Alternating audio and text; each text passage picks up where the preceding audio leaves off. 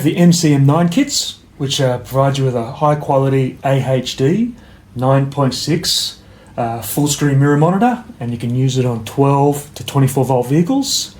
They come in a clip-on or a pedestal mode, which is a replacement kit, and each kit comes with a monitor, a camera, and about 10 meters of cable. You can also choose to connect a second camera.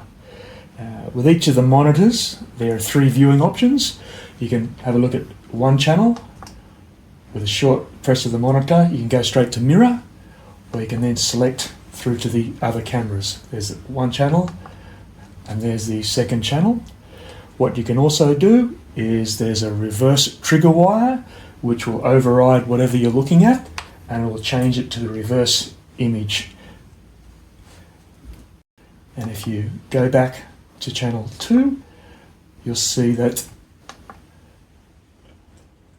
when you're looking at the reverse image, channel 2, and if you look at the reverse image, it'll drop down to show the lower section of the image to give you a better view for reversing. Whenever reverse image is triggered, the button doesn't work because you're in reverse, so please ensure you never connect that green wire to permanent power. We also have the center button, which it's a short press and release to change location, change channel.